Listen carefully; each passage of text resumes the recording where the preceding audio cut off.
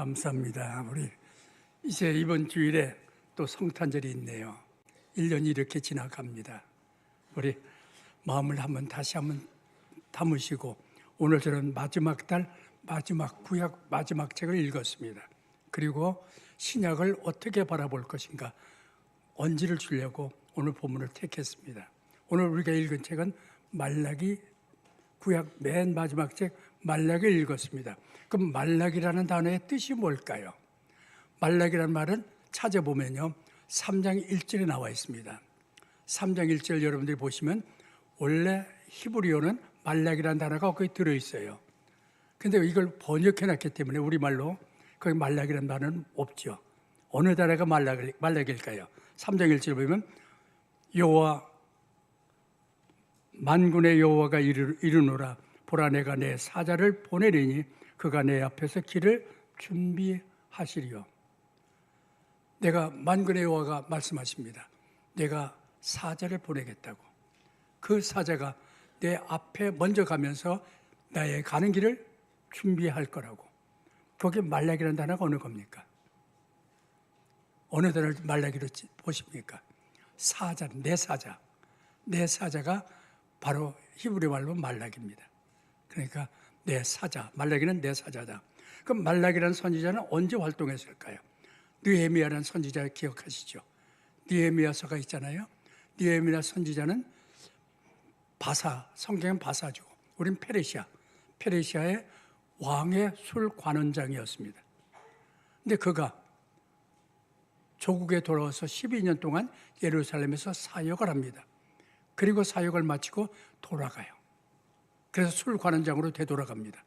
그때가 BC 432년이에요. 그 이후에 말라기가 활동을 시작합니다. 그러니까 느헤미야 다음 지나간 뒤에 말라기가 활동을 시작하는데, 그럼 말라기는 누굴 대상으로 하고 말라기 썼을까요? 바로 바벨론 포로 생활하다가 돌아온 사람들입니다. 포로 생활하고 돌아왔어요. 돌아온 사람들의 심령이 어떨까요? 우리가 신앙생활 잘못했기 때문에 하나님의 배포를 받아서 바벨론 이방 나라의 포로로 잡혀가 70년 고생을 했는데 이제 하나님을 똑바로 잘 믿어봐야지. 그게 심령이 되지 않겠어요? 그렇게 결심하고 돌아와서 저들이 할 일은 하나님을 잘 섬기려면 성전이 있어야죠. 그래서 무너진 성전을 다시 세웁니다. 그 스룹바벨 성전이라고 말하죠. 성전을 다시 세웠어요. 그 성전에서 하나님을 섬기면서 찬양하며 하나님 바라보고 살았어요. 근데 수십 년 지나도 하나님의 이사야서나 학개서에 예언한 하나님의 영광은 나타나지 않아요. 그러니까 저들의 마음에 정말 하나님이 계신 건가? 회의가 들어왔습니다. 우리가 잘 믿어보려고 했는데 그럼 하나님 뭔가 응답이 있어야 되잖아요. 그래서 저들은 등을 돌리기 시작합니다. 하나님은 말로만 하나님이지 역사하지 않는다고. 그래서 등을 돌리면서 저는 하나님께 대적하는 행동을 합니다. 말씀 순종하지 않고, 그리고 하나님 바라보는 생활도 형식적으로 생활하게 되었습니다. 이때 말라기가 말합니다. 왜 너의 고난의 책임을 갖다가 하나님께서 찾고 있느냐고. 너 자신을 성찰해 보면서 너 자신이 하나님 앞에 영적으로나 도덕적으로나 뭔가 잘못한 게 있는가, 그걸 찾아보지. 그러면서 분명히 하나님이 살아계시며 그분은 반드시 메시아로 이 땅에 오실 것이다 하고 예언하는 게 말라기였습니다. 그 메시아가 오시기 전에 한 사람을 내가 먼저 보내는데 그가 바로 엘리야다. 엘리야는 누굽니까? 이 기록한 말라기보다 한 450년 전 이스라엘 나라 아합이라는 왕이 있잖아요. 아합, 이세벨, 바알 우상 섬기던 그때입니다. 그때 일어난 선지자 엘리야입니다. 그 엄청난 세력, 우상 섬기는 그걸 물리치면서 이스라엘 백성을 하나님께 되돌리려고 애썼던 사람이 엘리야입니다. 엘리야를 반드시 내가 보내줄 거다. 그가 그 길을 예비할 것이다. 여기 구약의 마지막 말라기 내용이에요. 그러면 이 구약 말라기부터 오신다고 예언한 메시아 예수 그리스도 탄생 성탄절이에요. 그때까지 기간이 얼마 될까요? 구약에서 신약 기간, 요 사이 종이 한 장, 성경책은 종이 한 장이지만 그 기간이 400년입니다. 이 400년 동안 하나님은 이거 예언하시고 침묵하십니다. 아무 말씀도 안 하십니다. 그래서 성경 그때는 외경은 있지만 성경은 없어요. 하나님이 침묵하셨습니다. 이때 역사적인 사건을 우리가 보면 성경의 흐름을 볼 수가 있어요. BC 538년에 주전입니다. 페르시아라는 나라 바사죠. 페르시아의 통치를 받게 됩니다. 얼마 동안? 210년 동안. 그리고 이어서 알렉산더 대왕이 정복이 시작됩니다. 알렉산더 대왕이 정복하면서 알렉산더는 헬라니까 헬라의 190년 동안 헬라의 통치가 이루어집니다. 이때 성경적으로 성경을 많이 들으신 분이나 연구하신 분은 아실 겁니다. 70인역, 헬라어 70인역이라고 하는 성경. 이때 헬라가 지배하니까 구약 성경을 헬라어로 번역하게 됩니다. 여기 구약 성경 70인역이라고 하는 마사 성경도 거기에 속하죠. 그 70인역이 나옵니다. 그리고 유대가 독립하는 게 80년 동안 독립한 나라로 살게 됩니다. 이때 등장하는 것이 바리새파, 사두개파입니다. 그들이 등장하고 이들이 반목합니다.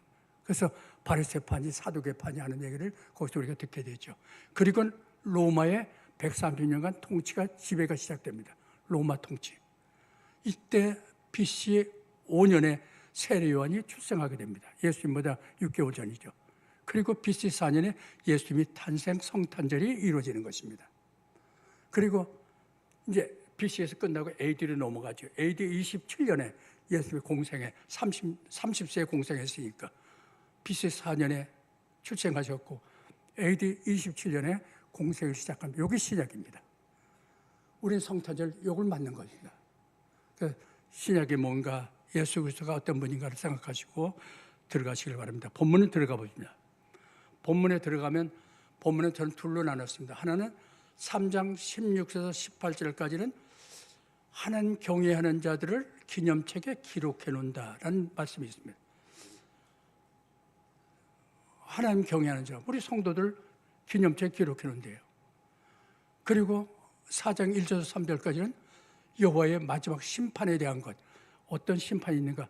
우리는 심판을 믿지 않으려고 하니까 자꾸 그냥 꿈 같은 얘기로 하는 구름 같은 얘기로 지나가려고 하는데 실제로 이건 여호와 하나님의 말씀입니다. 반드시 온다는 것입니다. 심판이 있다는 얘기입니다. 그러면 먼저 여호와 경외하는 자를 기념책에 기록했다라고 하는 말씀을 생각해 보려고 합니다. 16절 보시면서 한번 질문에 대답 생각해 보시길 바랍니다. 16절 보시면 여호와 경외하는 자들의 그 하는 말을 들으시는 분이 있다는 겁니다. 그 들으시면 누군가 생각하시면 16절 한번 읽어보세요. 그렇다면 우리는 여기서 하나 얻을 수 있을 겁니다. 성도들의 말은 조심해야겠다. 우리 성도들이 여호와 경외하는 자입니다. 성도들이 하는 말, 이건 하나님이 들으신다는 얘기입니다. 당신 자녀입니다.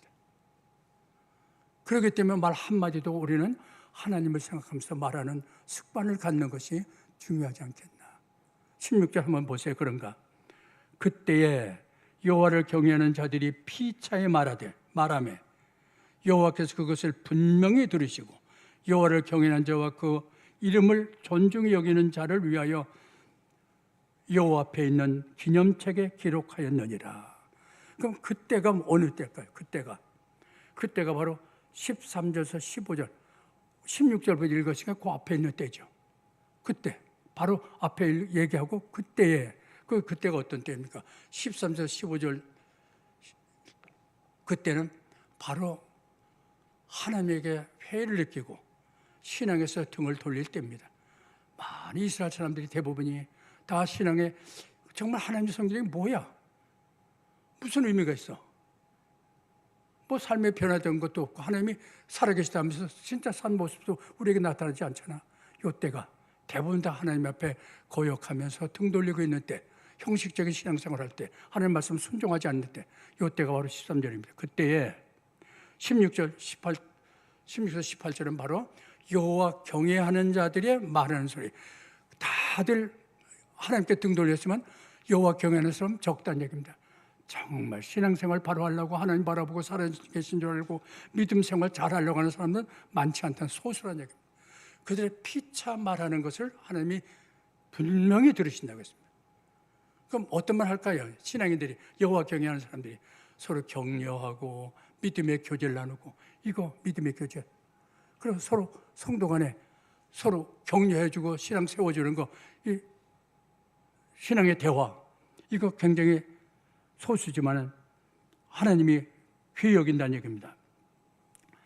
이것을 하나님은 당신 앞에 있는 기념책에다 기록하고 기억하고 계신다는 말입니다. 그런데 이들은 누구라고 했습니까? 그때 여호와를 경외하는 자들이 피차에 말하되 여호와께서 그것을 분명히 들으시고, 거기에 나옵니다. 여호와 경외하는 자와 그 이름을 손중히 여기는 자. 이들이 바로 여호와 경외하는 자고. 그럼 경외가 뭐예요? 두려움이죠. 경외는 공포예요. 두려움. 그럼 두려움하면 아이고 내가 벌 받을까 두려워하는 그걸 얘기하는 거 아닙니다. 내가 이렇게 하면 벌 받지, 그 두려움이 아니에요. 하나님을 정말 내가 하나님 경외하는 자들입니다. 이들은 신앙생활에 잘해보려고 하는 사람들입니다. 내가 하나님을 정말 사랑해야 되겠는데 왜 하나님을 사랑하지 못하지? 살다 보면 하나님 깜빡 잊어버리고 그냥 하루를 그냥 휘딱 지나버리고, 이 사랑에 대한 두려움입니다. 내가 정말 날 구원하신 내 아버지 하나님을 정말 사랑해야 되는데 안 되네. 하나님의 말씀이 나에게 요구합니다. 이렇게 살라고 요구합니다. 그런데 그 말씀 요구에 내가 그 요구하는 곳에 이르지 못합니다. 말씀대로 살긴 살아야겠는데 왜 안 되지? 우리 장로들 기도할 때 대부분 다 그 기도예요. 이것이 바로 여기서 얘기하는 바로 하나님 경외하는 자들입니다. 그것을 하나님은 귀히 보신다는 얘기입니다. 이런 자를 기념책에 기록하시고 그들의 호소의 귀를 기울인다는, 그들의 말을, 호소죠. 호소의 귀를 기울인다는 얘기입니다. 그게 누굴까요? 우리들이죠. 우리들 하나님의 기념책에 기록하시고 우리의 말하는 것도 다 들으시고 우리의 믿음의 교제하고 하는 모든 것도 다 보시고 우리를 기념책에서 우리를 위해서 예배하고 계실 하나님을 볼 수가 있습니다. 근데 이게 기념책 하면 좀 서툴어요. 귀에. 어떤 이름이, 어느 책이 더 우리의 기억에 남습니까? 생명책. 생명책은 다 들어왔죠. 요한계시록 3장 5절에 보면 이기는 자는 흰 옷을 입을 것이요 그들의 이름을 생명책에서 결코 내가 지우지 아니하리니 내가 하나님 앞과 그의 천사들 앞에서 그 이름을 인정하리라. 계시록 3장 5절 아니에요? 생명책에 기록된 사람. 생명책은 어떤 책일까요? 생명 있는 사람들의 책이에요. 생명책이잖아요. 그럼 생명은 우리가 죄삭선 사물이라 다 죽었던 자들인데 어떻게 해서 우리가 생명을 얻었습니까? 예수 그리스도의 은혜로 하나님이 우리를 위해서 독생자 예수를 이 땅에 보내주시고 그를 피 흘려 죽으셨습니다. 그걸 믿음으로 우리는 은혜로 생명을 얻었어요. 그러니까 바로 우리가 생명책에 기록된 사람들입니다. 딴 사람도 아니에요. 믿는 사람들이에요. 생명책에 기록된 거 14만 4천 해갖고 우리만이다 하고 이단들이 얘기하는데 아니에요. 예수 믿는 사람들. 제가 혹시 전화기 잘못해서 우리 신학자인데 신명선 목사님 나중에 수정해 주세요. 전 그렇게 믿습니다. 그러니까 우리 생명책에 기록된 거. 우리들이에요. 근데 여기가 기념책이라고 했는데 같은 걸로 봐도 좋을 것 같아요. 그러나 또 분리해서 보려고 하면 우리 믿는 사람들에 대한 신앙 생활이 있잖아요. 믿음은 예수 믿음으로 거저받은 구원이지만 이제 우리는 믿음 생활을 해야 되잖아요. 그 신앙 생활을 저는 기념책에 기록한 거 아니겠는가. 왜냐하면 저들의 피차 말하는 그 대화와 그들의 교제, 믿음의 교제, 이걸 기록했다고 했으니까 신앙 생활을 해서. 그럼 마태복음 5장 12절 보면요, 기뻐하고 즐거워하라 하늘에서는 너희의 상이 큽니다. 주님의 말씀이에요. 이건 마태복음 5장 12절. 기뻐하고 즐거워하라 하늘에서는 너희 상이 큼이라고 말씀했습니다. 분명히 우리들 믿음 생활한 거 그냥 헛되이 날아가는 것이 아니라 이건 반드시 상이 있다고 하는 일입니다. 그래서 저는 기념책이라고 하는 것을 생각을 했습니다. 두 번째 17절을 보시면 질문해 보죠. 그럼 여호와의 기념책에 우리 이름들이 들어있는데 그들을 하나님은 어떻게 다뤄주신다고 했습니까? 기념책에 기록된 우리 성도들을 하나님은 어떻게 대해주신다고 했습니까? 17절 보세요. 만군의 여호와가 이르노라 나는 내가 정한 날에 그들을 나의 특별한 소유로 삼을 것이요 또 사람이 자기를 섬기는 이들을 아낌같이 내가 그들을 아끼리라 했습니다. 내가 정한 날에, 내가 정한 날은 심판날에 주님 재림하신 날이죠. 주님 재림하시는 날, 심판날에 그들 나의 특별한 소유로 삼을 것이요. 특별한 소유할 때 특별한 소유라는 단어가 보물이라는 단어입니다. 하나님이 우리를 특별한 보물로 삼으신대요. 심판날에. 보물은 버리잖아요. 보물은 값이 쌉니까? 비쌉니까? 비싸요. 보물 하나 얻으려면 얼마나 비쌉니까? 전 결혼할 때 가난했어요. 제 친구들 다 다이아몬드 받았다고 자랑들 하는데 제 책에도 뭔가 해줘야겠어. 다이아몬드를 그때 흉내를 내야 될 것 같아서 제일 조그만하게 했어요. 그게 안 껴요. 너무 작아서. 그렇게 보석은 비싸요. 그 보석은 하나만 있나요? 에메랄드도 있고 뭐 사파이어가도 있고 금반지도 있고 많잖아요. 보석은. 근데 보석은 비싸요. 그 하나님이 우리를 보석 당신의 소유 삼기 위해서 당신의 보혈 삼기 위해서 어떤 희생 대가를 치렀습니까? 자기 독생자 오실 예수님 독생자 십자가에 못 박혀 죽고 그 보혈로 우리를 값두고 산 거예요. 이것이 우리의 보물이에요. 그러니 우리가 어떤 존재입니까? 세상에서 우리가 멸시받고 없고 배고프고 춥고 떨고 있을지 모르지만 하나님 보시기엔 그게 아니에요. 독생자 보혈로 값주고 산 그 얻은 참으로 보물이에요. 특별한 소유예요. 그렇기 때문에 우리는 특별한 소유답게 이제 보석이 할 때는 빚을 내야 돼요. 빚 바라지 못하는 광석 같은 건 비록 보석이라 해도 별로 의미가 없잖아요. 빛나야지 끼고 다니죠. 그럼 어떻게 하면 빛납니까? 불순은 제거해야죠. 불순물은 회개, 그리고 연단, 용광로 혹은 그 은을 도가니 그런 데서 연단 받아서 불순을 제거하고 그리고 믿음 생활 잘 하려고 힘쓰는 거. 이게 빛나는 보석이에요. 근데 보석은 딱 하나만 있을까요? 아니, 보석 여러 가지 있잖아요. 많죠. 근데 보석은 내가 만든 거 아니에요. 내가 다이아몬드 만든 거 아니에요. 누가 만드셨습니까? 하나님이 만드셨어요. 어떤 성도 어떠고. 그렇다고 하면 교회에서 꼭 다 친구들, 교인들 모임 속에도 꼭 획일적으로는 그렇게 하지 마세요. 서로 인정하세요. 보석은 다를 수 있어요.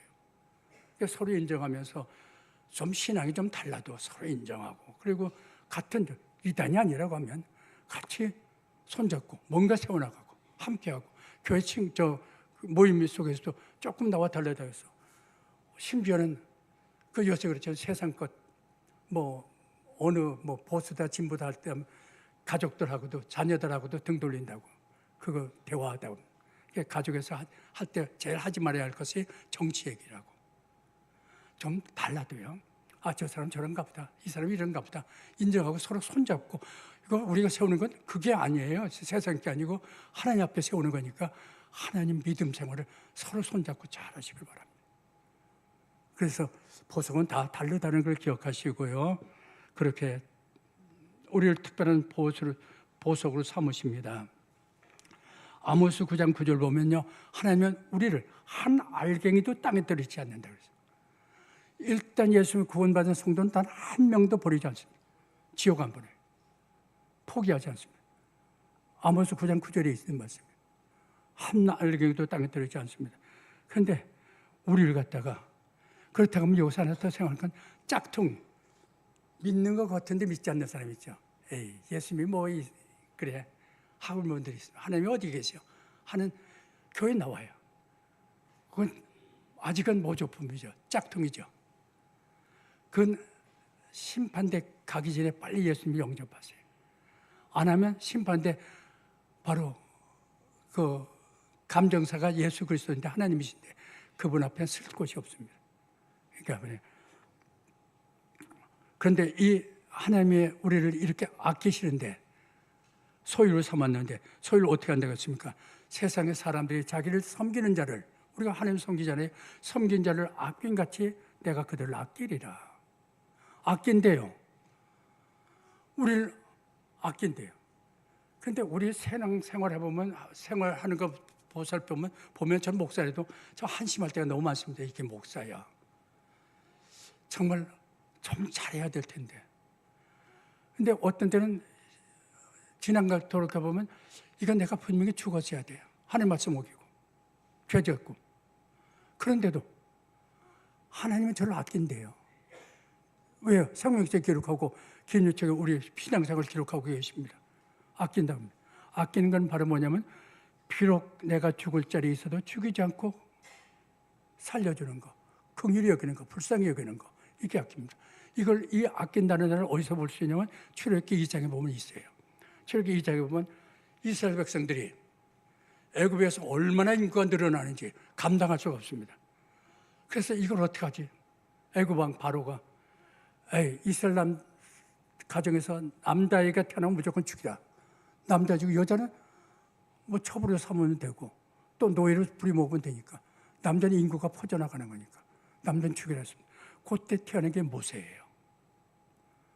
그런데 모세를 3개월 동안 숨겨 키웠더니 목소리가 커져서 도저히 숨길 수가 없어요. 그래서 나일강 갈대 사이다 버렸어요. 그리고 미리암 자기 누이가 지켜봅니다. 우리 모세가 동생이 이게 어떻게 되는가. 그럴 때 애굽 나라 공주 바로의 그 공주가 거기 왔다가 애기 울음소리를 듣고 보니까 이스라엘 나라 남자아이거든요. 너무 불쌍해갖고 마음에 이게 아끼는 거예요. 그래서 미리암한테 옆에 있으니까 불러다가 전 먹일 사람 유물을 좀 이스라엘 백성에게 유물 데려다가 젖을 먹이라고. 그래서 모세는 자기 어머니 젖을 먹으면서 출애굽의 지도자로 살아남았습니다. 이것이 아끼는 거예요. 하나님이 우리를 이렇게 아끼세요. 우리를 소유로 삼으시고 우리를 아끼시는 하나님 기억하시고요. 하나님의 아끼심에 합당한 삶을 사시길 바랍니다. 또 18절 보시면서요. 언제 의인과 악인, 하나님 섬기는 자와 섬기지 않는 자를 분별할 수 있을까요? 언제 우리가 구별할 수 있을까요? 믿는 사람인지 안 믿는 사람인지 구별이 어떻게 볼 수 있습니까? 그것은 18절에 보니까 그때의 심판날입니다. 그때에 너희가 돌아와서 의인과 악인을 분별하고 하나님 섬기는 자와 섬기지 아니하는 자를 분별하리라. 심판날 그때 다 드러나요. 분별해요. 그럼 내가 그때 예수 믿어야겠다고. 그건 아니에요. 이미 그때는 악인과 의인이 분리됐기 때문에 부르심은 기회가 있습니다. 3장 7절에 보면 다 내게로 오라고 부르십니다. 부르시면 기회가 있지 마냥 기다리는 거 아닙니다. 그러니까 지금 이 말씀 받고 아직 예수를 영접하지 않은 분이 있고 가족이 있다고 하면 바로 예수 영접하도록 부르심의 때는 지나갈 수 있다. 그때는 이제 의인과 악인, 섬기는 자와 섬기지 않는 자를 분별할 수가 있습니다. 그런데 그렇다고 해서 우리가 구원받고 한다고 해서 우리가 뭔가 참 생활이 참 잘 살았기 때문에 구원받았다. 그건 아니에요. 예수 믿어도 안 믿는 사람보다 더 나쁘게 사는 사람이 얼마나 있어요. 우리가 구원받은 것은 아낌, 불쌍히 여기는 긍휼 때문이에요. 그러니까 하나님의 긍휼 때문에 우리가 구원을 받는다는 걸 생각하시고 하나님께 늘 은혜 속에 사시길 바랍니다. 이제 4장 1절에서 3절 들어가죠. 4장 1절에서 3절 보면요. 여호와의 심판날의 모습입니다. 근데 4장 1절에서 3절 보면요. 제가 조금 전에 70인역, 헬라어 70인역이 있다고 했습니다. 거기에 보면요. 4장 18절로 끝났으면 4장 1절이 바로 3장 19절이 됩니다. 그리고 4장 2절이 20절이 되고 4장 3절이 21절이 됩니다. 다시 말하면 4장이 없고 3장에 이어서 쭉 나가는 연결되어 있는 말씀이지 분리된 말씀이 아니란 사실을 여기서 우리가 알 수가 있습니다. 그럼 먼저 4장 1절 보면서요. 심판날의 악인의 모습을 1절에 얘기했습니다. 악인은 어떻게 된다고 했습니까? 만군의 여호와가 이르노라 보라 용광로 불같은 날이 이르리니 교만한 자와 악을 행하는 자는 다 지푸라기 같을 것이라. 그의 이르는 날에 그들은 살라 뿌리와 가지가 남기지 아니할 것이로되. 악인은 다 용광로 불 같은 날이요. 우리 홍수 심판 노아 때 홍수 심판 있잖아요. 이 홍수 물이 아니고 용광로 불 같은 심판이어서 다 불살려면 모든 것이 악인들이 지푸라기 같이 살라진다고 했습니다. 그런데 특별히 끝에다가 나무와 지푸라기도 불살라버린다. 왜 나무와 지푸라기를 거기 뒤에다 붙였을까 생각해 보면서 말씀을 전하려고 합니다. 이제 용광로 불 같은 날이 와서 다 불살리게 됩니다. 악인, 하나님을 섬기지 않는 자는 불같이 타버릴 것이고 우리 믿는 사람은 하나님의 상급에 참여하는 자가 될 것입니다. 만군의 여호와가 이르노라 보라. 근데 맨 앞에 만군의 여호와가 이르노라. 17절도 만군의 여호와가 이르노라. 그리고 1절도 만군의 여호와가 이르노라. 그리고 3절도 만군의 여호와의 말씀이니라 끝에 있습니다. 그럼 왜 만군의 여호와라는 이름을 자꾸 붙였을까요? 이건 틀림없이 의심하지 말라는 얘기입니다. 이건 하나님의 말씀입니다. 하나님은 반드시 이건 행한다는 얘기입니다. 그러니까 오늘 전하는 말씀은 만군의 여호와의 말씀입니다. 3장 15절 말씀 보면요. 우리가 세상을 바라보면 세상은 이런 곳이에요. 3장 15절 보면 지금 우리는 교만한 자가 복되다 하며 악을 행하는 자가 번성하며 하나님을 시험하는 자가 화를 면한다 하노라 함이라. 세상 악을 행하고 하나님을 거역하고 이들이 잘 돼요. 교만하고 형통해요. 그래서 그걸 보면서 하나님이 살아계신데 어떻게 저렇게 악인이 잘 되느냐. 그거 하지 말고 그걸 그런 거라고 여기서 말씀하고 있습니다. 시편 73편도 다윗도 그 얘기했죠. 시편 73편에도 악인의 형통하고 죽을 때에도 건강하게 죽고 살 때도 병 없이 건강하게 잘 살고 고통과 고난이 저들의 삶 속에 함께하지 않고 그러니까 모든 게 형통하게 잘 되니까 교만해갖고 높은 데서 큰 소리로 외치고 자랑한다고. 그 우리는 질투하는 마음으로 부럽죠. 잘 되니까 우리 위축되어 있는데. 그러나 그걸 부러워하지 말라는 얘기입니다. 왜냐하면 저들에겐 용광로 불 같은 날이 이르기 때문입니다. 우리가 잠시 심판이 유보될 때 오늘 현실 세상 속에서 불신자들이 잘 되는 걸 시기하거나 부러워하지 마시고 신앙에 흔들림이 없길 바랍니다. 욥기서 14장 7절에 보면 나무는 희망이 있나니 나무는 희망이 있대요. 그래서 여기 가지와 뿌리를 말한 겁니다. 나무는 희망이 있어요. 왜요? 나무 잘라보셨죠? 자르면 거기 뭐가 나옵니까? 순이 나오죠. 그리고 다시 가지가 순에서 가지가 되어서 뻗어나가지 않습니까? 뿌리도 살아있으면 거기서 가지가 나오잖아요. 순이 나오잖아요. 이렇게 나무는 소망이 있대요. 그런데 본문에서는 아예 가지와 뿌리 다 불살라버린다고 했어요. 불태우면 소망이 없어요. 산불 조심하는 게. 불태우면 남은 게 없어요. 그거 다 죽었으니까 거기에 가지도 나오지 않습니다.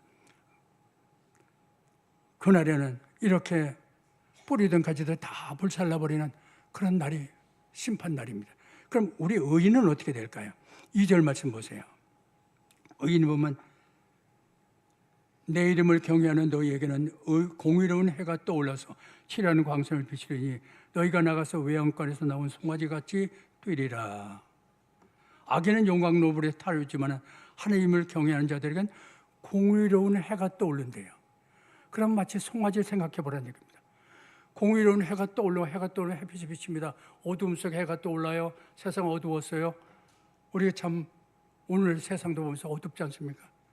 해가 떠올리니까 송아지가 그 웅크리고 어둠 속에 있다가 햇살이 쫙 퍼지니까 마땅히 뛰쳐나 뛰노는 것처럼 경쾌한 승리의 복된 날이 이른다는 얘기입니다. 공의로운 해가 떠올라서. 이것이 우리 성도의 삶입니다.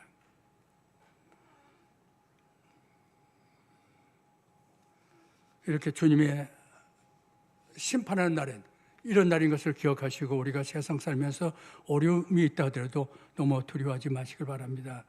그때 되면 모든 공의로운 해가 떠오르니까 공의로운 해입니다. 공의로 모든 것 다 심판, 불의, 악, 모든 것들 다 심판하십니다. 내 억울했던 거, 풀 수 없었던 그 마음에 엉거리였던 것도 다 해결됩니다. 내 흘렀던 눈물도 다 하나님이 닦아주십니다. 너희가 나와서 외양간에 뛰어노는 송아지같이 된다고, 뛴다고 말씀했습니다. 그런데 우리가 성도들이 생활할 때 보면 정말 불신자들 보면 잘 되거든요. 나는 하나님 앞에 기도하며 이렇게 애쓰는데도 뭔가 잘 안 되거든요.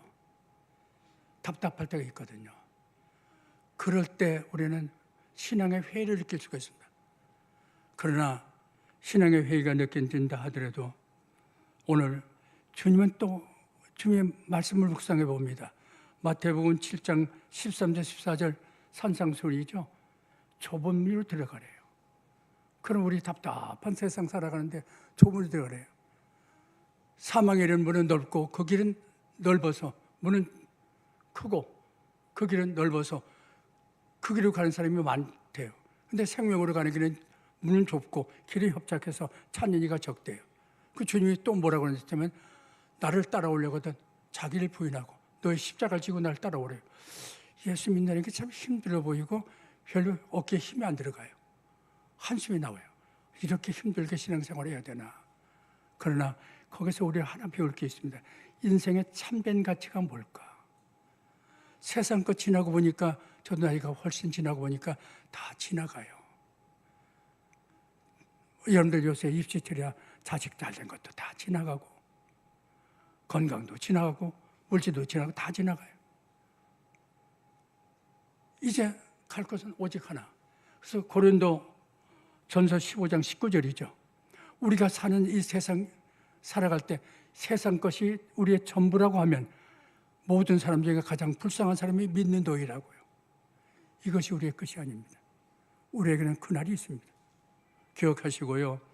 말씀을 묵상하시고 어려우고 힘들 때에도 이 말씀 붙드시고 이 힘든 나그네 길을 믿음으로 승리하시고 바로 나가시길 바랍니다. 우리 심판날의 의인과 악인의 모습입니다. 심판 때 어떻게 될까? 그 3절에 보니까 너희가 악인을 밟을 것이니 그들이 내가 정한 날에 너희 발바닥 밑에 재와 같으리라. 만군의 여호와의 말이니라. 이건 틀림없이 만군의 여호와의 말이에요. 심판날에 너희가 밟아요. 심판에 우리 성도들이 참여한다는 얘기입니다.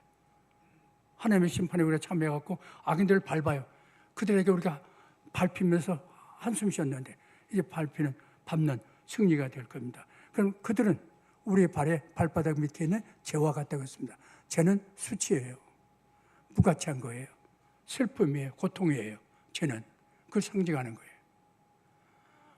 그 우리 믿는 사람들 이게 전부가 아닌 걸 기억하시고 하나님 말씀을 기억하시면서 기도하면서 승리하시길 바랍니다. 4장 6절에 보면요. 구약 성경의 결론이 거기 나옵니다. 거기 이름이 둘 나와요. 모세와 엘리야. 4절에서는 모세가 나오고 5절에서는 엘리야가 나와요. 그럼 모세는 누구의 대표입니까? 율법의 대표예요. 그러니까 율법 통해서 우리가 주님 크리스마스를 잘 맞이하라는 얘기입니다. 엘리야는 선지자의 대표예요. 그러면 율법을 통해서 우리가 뭘 하는 겁니까? 율법을 통해서 법이니까 자기 죄를 깨닫는 겁니다. 아, 내가 죄인이구나. 내가 죄 졌어. 죄 문제 해결하는 것은 오직 하나. 예수 그리스도 그분. 주님께 나가세요. 그리고 선지자의 대표된 엘리야. 그분 예언의 말씀이잖아요. 선지자들 예언하는 분이니까. 하나님 말씀 전하는 분이에요. 하나님 말씀 갖고 신앙생활 잘 하시는 그래서 성탄절을 그런 의미로다가 맞이해서 귀하게 보내시길 바랍니다. 5절에 보면 이런 말씀이 있습니다. 보라, 여호와 크고 두려운 날이 이르기 전에 내가 선지자 엘리야를 너희에게 보내리라. 엘리야를 보낸다고 했습니다. 그래서 구약은 이걸로 끝이에요. 엘리야를 보내겠다. 그리고 신약은 보낸다고 예언한 엘리야가 온 걸로 시작이 됩니다. 그분이 바로 누구입니까? 세례 요한. 세례 요한으로 신약이 시작됩니다. 외친 자의 소리, 광야의 소리라고 하지 않습니까? 나는 예수님의 신들매도 감당하지 못한다고. 그 세례 요한이 바로 엘리야인 것입니다. 오늘 결론을 내리죠. 바로 세상 바라보면요, 어려워요. 힘들어요. 안 믿는 사람이 잘 되고 형통한 것 같아요. 악이 성행한 것 같아요. 그러나 우리는 분명히 하나님이 정하신 날이 있는 줄 아시고, 그날 되면 용광로 불같은 것이 이르게 되어서 심판할 것이고, 믿는 우리에게는 어려운 태양이 떠올라 치료하는 광선을 발해서 모든 걸 회복해 주시는, 우리는 이제 말씀 붙드시고 믿음 생활 잘 하시길 바랍니다. 오늘 결론은 디모데후서 4장 7절 8절 오늘 장로님 기도하신 그 기도의 말을 말씀 갖고 결론을 맺으려고 합니다. 나의 선한 싸움을 싸우고 나의 달려갈 길을 마치고 믿음을 지켰으니 이후로는 나를 위해서 의의 면류관이 예비되어 있는데, 그것은 주님이 내게만 주시는 것이 아니라 주님의 나타나심을 사모하는 모든 성도에게 주실 거라고요. 우리 크리스마스 그렇게 맞이합시다. 오늘 이 말씀 통해서 저희들의 삶이 변화되길 진심으로 소원합니다. 같이 기도드리겠습니다. 아버지 하나님, 오늘 저희들에게 말씀으로 찾아와 주시고 이 세상이 전부가 아니라 이제 낙심하지 않고 오직 믿음으로 주님 바라보고 심판주의 주님을 바라보며 믿음 생활 잘 할 수 있도록, 끝까지 잘 달려갈 수 있도록 도와주시옵소서. 기념책에 내 신앙생활이 기록된 것을 기억하면서 말 한마디도 항상 하나님 앞에서 할 수 있는 귀한 신앙인들이 될 수 있도록 인도하여 주시옵소서. 모든 것 주님께 맡겼고 예수 그리스도 이름 받들어 기도드리옵나이다. 아멘.